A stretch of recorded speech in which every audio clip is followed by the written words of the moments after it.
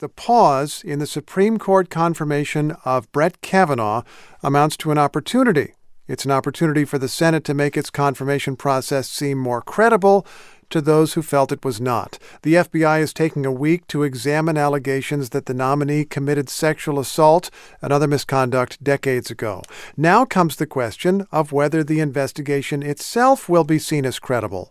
The FBI is acting at the direction of the White House, where presidential counselor Kellyanne Conway insisted the White House is not restricting the investigation. The president very much respects the independence of the FBI and feels, as he said last night, that they should be looking at anything that they think is credible within this limited scope. We've called Senator Chris Coons of Delaware. He is a member of the Senate Judiciary Committee. He worked with Republican Jeff Flake, whose request for a delay on Friday ensured that it happened. Senator, welcome to the program.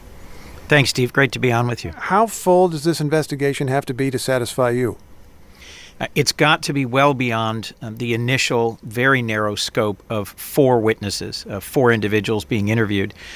It's got to have a week full of opportunities for the FBI to follow up on things that in the hearing in front of the Senate Judiciary Committee last Thursday were obviously before us. So documents, for example, like the calendar that Judge Kavanaugh put forward, I would expect the FBI would be able to then go interview people who appeared on that calendar and ask them about the events that he said would clear his name. Dr. Ford, she mentioned other things. Oh, Christine Blasey Ford, the main accuser, of course. Go on. Correct. There's also individuals who are already known in the public as having allegedly been part of these incidents, and there are other allegations against Judge Kavanaugh that need to be pursued. It's my understanding Deborah Ramirez has already been interviewed. You mentioned 4 witnesses. There have been reports saying that the FBI was only cleared to interview the 4, but President Trump has said, I want the FBI to have free rein. The White House has said they're doing whatever the Senate wants. The Senate has said, Senate leaders have said they want a limited investigation. Do you feel you have a clear and accurate understanding of what the FBI's mandate really is? No, I think there's a real tension between the very broad public statements of President Trump and Kellyanne Conway and press reports, and then what I've understood from colleagues I've spoken to over the weekend. I'm working hard to encourage my colleagues in the Senate, principally Jeff Flake from Arizona, but others, to speak up and to say the whole point of this week is not to have an open-ended or an endless investigation, but a credible, short, but purposeful investigation of the sexual assault allegations against Judge Kavanaugh that are in front of the Senate now. You and Jeff Flake were together on 60 Minutes last night. You both said that if it's shown that Kavanaugh did not tell the truth in his testimony, then his nomination is effectively over. Well, he's already been accused of a stream of doubtful characterizations about his drinking, about the meaning of acts described in his high school yearbook and calendar. Has he already crossed that line, Senator? Well, that's the point of having the FBI further investigate, is for them to question people, to present those facts, and then for the Senate to reach a conclusion. Meaning that you think it's possible, but you're not deciding yet that he did lie. I think it's entirely possible.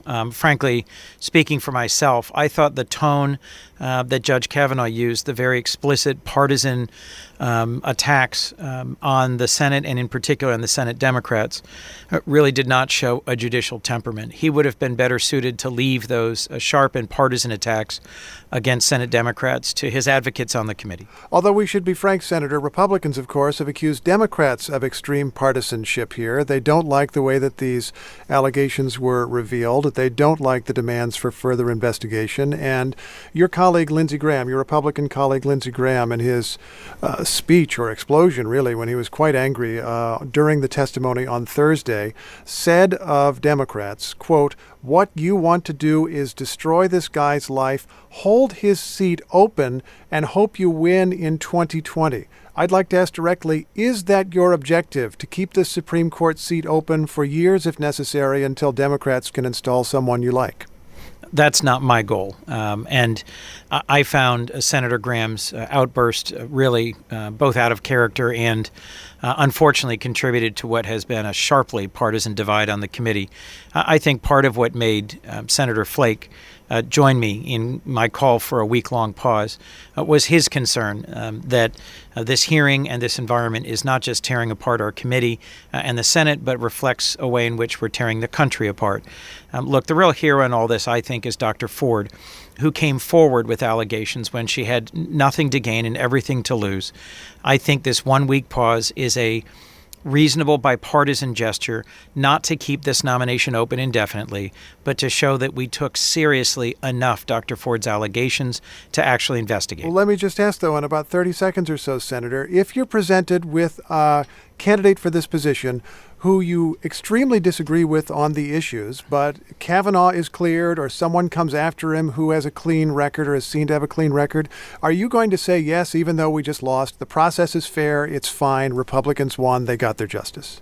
Are you going to accept that process? I did call the White House and urge the president to nominate someone who is confirmable when Justice Kennedy announced his resignation.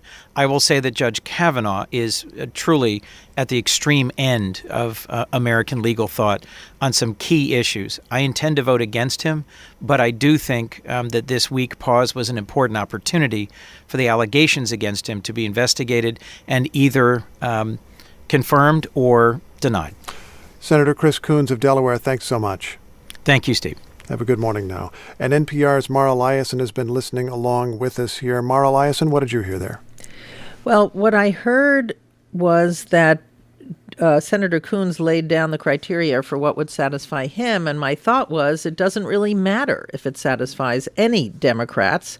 The only thing that matters is if the process, this week-long investigation, satisfies Susan Collins, Lisa Murkowski, and Jeff Flake, who are the three moderate Republicans who wanted this pause, something the president and leader Mitch McConnell and Kavanaugh himself didn't want. But the math is that the Republicans can afford to only lose one vote, and you have Senator Collins saying it's very, quote, reassuring to the public that we're doing this investigation. She said it shows Republicans want to make sure we have all the facts to make an informed decision. So this might be the kind of thing Democrats wanted, but beware of what you wish for, because it just might grease the skids for a Kavanaugh confirmation. NPR's Mara Liasson, thanks very much. Thank you.